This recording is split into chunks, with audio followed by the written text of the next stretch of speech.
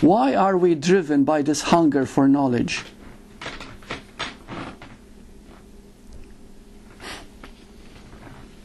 Because we're looking to be different than what we already are? It's a little bit more than that.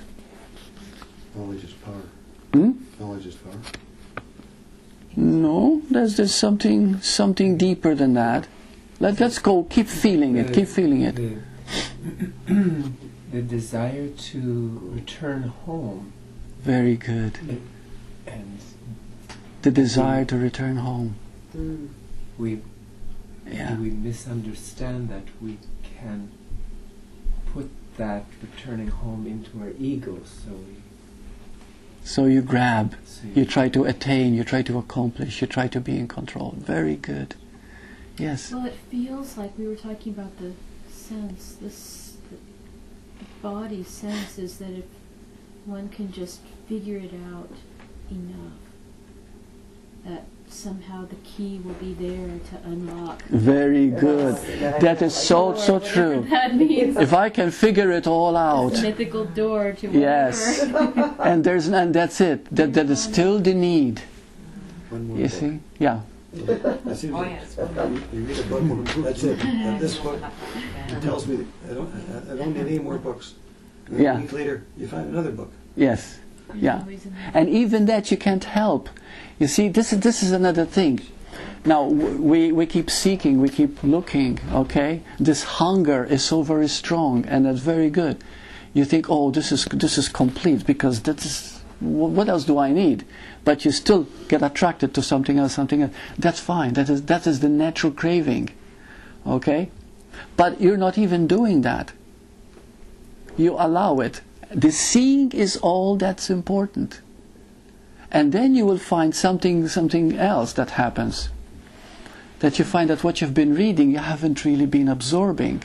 This time, because you see what is happening without judging yourself, and that's so important, you reach a greater seeing, which means that now when you read, you begin to see a deeper and deeper and deeper meaning into it. See? So that's what's important all the time, is that you allow yourself to be the way you are. Doesn't even seeing a deeper, doesn't it? It's all just dust in the wind anyway. Yes, it is. It is, isn't it? So the deeper you go, the less you see. That's why the more you see, the less you see. Until you are just space. And then there's only this. And it doesn't matter. It doesn't matter. So then the identification. And that's what seeing does.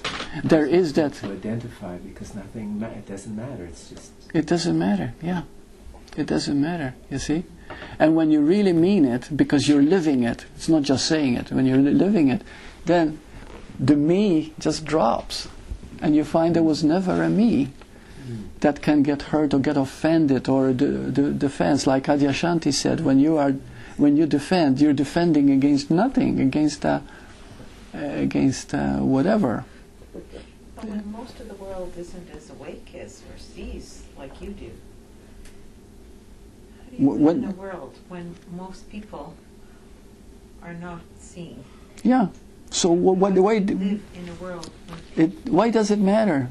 You see, because you're seeing interplay with their life. Yeah, but you interplay. You see, if people are not understanding, and most people don't, it simply doesn't matter. There's still a part of you. There's still the love there. You don't have to get involved politically or share ideas about religion or truth or anything. You don't have to discuss these things.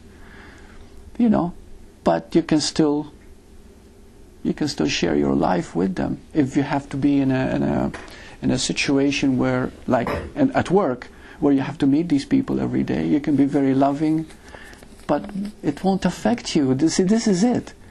That when the me begins to drop because there was never a me in the first place, then how can others affect you? They do what they do because that's what they do. So you don't take anything personal. There is no personal. When the me drops, there is no personal. So nothing hurts your feelings. Exactly, yeah. It won't matter anymore. Yeah. You will already know the bubble mentality, because that's what you came through to get into the water. Yeah. So you will see that bubble, and how can you take that personally? Because you used to take yours personally, and you know that. So that seeing can just have compassion for that, even though compassion not as in better or worse than, but just... Compassion is a beautiful word, because the seeing and compassion are both the same. Yeah. That's true love, that's unconditional love. You cannot have compassion for someone when they're suffering if you think that the suffering is real. Because then you want to change it, and you can take it on yourself. You yourself suffer. But compassion sees that they believe that their suffering is real. You see that it isn't, and therefore, by your act, by your compassion, they themselves will feel at certain ease and calmness by your presence. Because when seeing is very powerful, when somebody sees clearly and you're with them, you know, by osmosis, you can feel that there's a calmness here. There's an energy that you cannot bite into it, but it's there, it's present, and it's very beautiful. So if you have compassion, does that mean you don't have to do then? You don't have to do anything. So you don't have to save the world? Or why would you want to save the world? That's what I mean. There's no world to be saved. Yeah. So charities and all those things, yeah, we are not saving them. Oh, no. But the game goes on. We have to do what we do. Okay. Yeah. It's just that you don't stop people from doing what they do if they love it. If you love doing something, let's say, oh, I'm going to go into a meeting of loving kindness now, and we're going to be kind to each other, we're going to write. If that turns you on, fine, but it doesn't mean a thing. It doesn't do anything. You know what I mean? But if it makes you feel okay, and you see that it's all just part of the play, then you do it. You see? But you're not bettering the world or making it worse or anything like that. The best thing you can do for the world or for others is for you to realize who you are. That is the greatest thing. That's what Bhagavan Ramana Maharshi says. He says, when your being realizes its own being, that very being itself becomes the blessing. What you do and don't do is immaterial. Nothing is better than anything else. Nothing is better than anything else. That's right. And that's freedom. That's right. That is freedom. Yeah. You do what you do. If you like it, if it makes you happy, do it. But you don't have to do anything that you don't like. You see? So. But there's still not freedom and bondage either. Mm-hmm. Is there? There is. The duality, there is freedom and bondage. But when you accept the bondage, that's freedom. Yeah. You see? The two are one. So if there is bondage in your freedom, and you say, oh, I want freedom, but then there is bondage there, okay, because other people are suffering and I don't like it, then you're not free. Freedom means that everything is part of your freedom. Even other people's suffering is part of your freedom. Even your own bondage is part of that. You know, I began to understand this too when I was in hospital. You know, and there was a point when I really felt I was dying. You know, the body was couldn't, but there was total acceptance. But I didn't do it. I didn't say, well, I have to accept this. It was just there. It didn't, you know, there was nothing. They just, you know, it's just a happening.